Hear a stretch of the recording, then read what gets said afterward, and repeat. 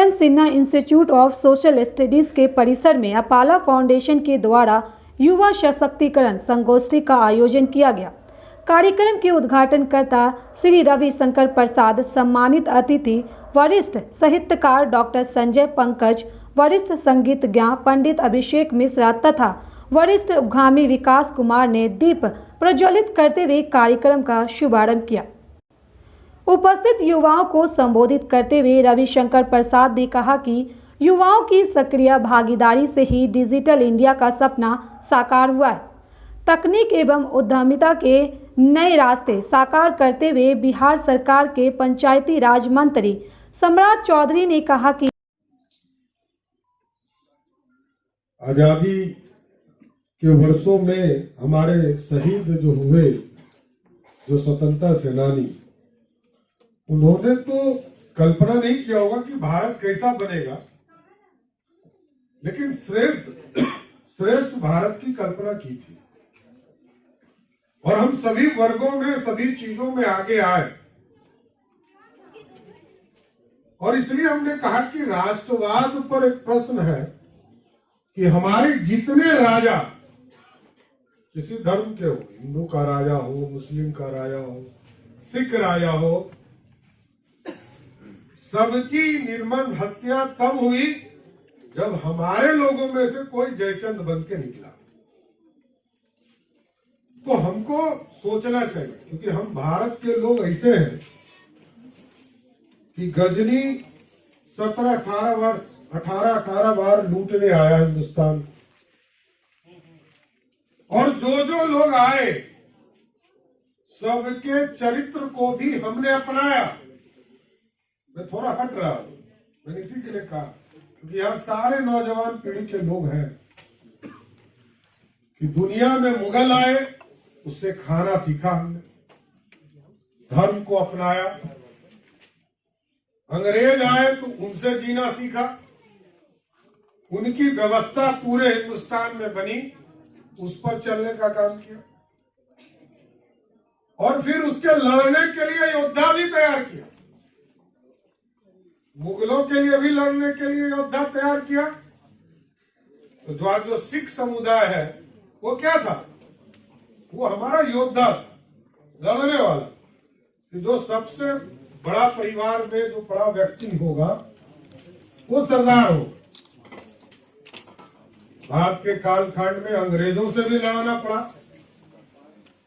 तो मेरा मानना है कि हम दूसरे को भी देखना होगा कि अमेरिका, इंग्लैंड छोटा सा देश, मतलब बिहार की भी आबादी इंग्लैंड के पास नहीं है, और बिहार उत्तर प्रदेश मिला दीजिए तो पूरे यूरोप की आबादी नहीं। और उसने पूरे दुनिया में कहता था लोग कि सूर्यास्त इसका होता ही नहीं। आज भी कई ऐसे देश हैं जहां का राजा आज भी एक तरह से अंग्रेजी होता है।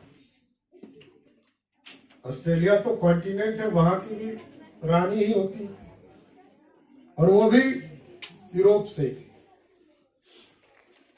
तो चिंता करने की यह भी आवश्यकता है कि राष्ट्रवाद को भी मुख्य धारा पे रखना चाहिए लोगों को। ये देश है तब तो हम हैं, और ये देश जब रहेगा ही नहीं। देखिए, इस देश में स्वतंत्रता जितनी है, हमारे अगल बगल के देश को आप देख लीजिए, पाकिस्तान को देख लीजिए, बांग्लादेश को देख लीजिए, चाइना को देख लीजिए। चाइना में तो 1990 के दौर में लाखों लाख स्टूडेंट को टैंकर से रौंद डाला। हिंदुस्तान में कभी नहीं हो सकता। लोग विरोध कर सकते हैं, इस देश में कोई भी विरोध कर सकता है। अभी किसी को इच्छा हो जाए कि प्राइम मिनिस्टर के खिलाफ बोलना है, इस देश में रोकने की कोई व्यवस्था नहीं है। बोल जरूर सकता है, गलत हो सही हो ये तो बात का विषय है, ये तो जांच का विषय है। प्रधानमंत्री राष्ट्रपति के खिलाफ इसी हिंदुस्तान में बोल सकते हैं साथियों। टॉलरेंस की बात भी बहुत बार आती है।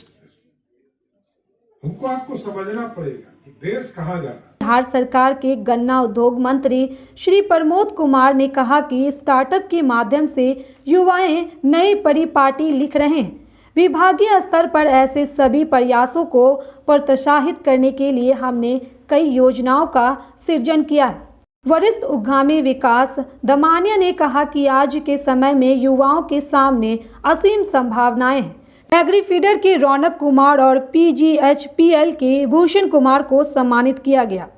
कार्यक्रम संयोजक सोनी तिवारी ने कहा कि इस कार्यक्रम का उद्देश्य युवाओं में उस पुनीत भावना का संचार करना है जिसने सदैव समाज को नई दिशा दिखाई है।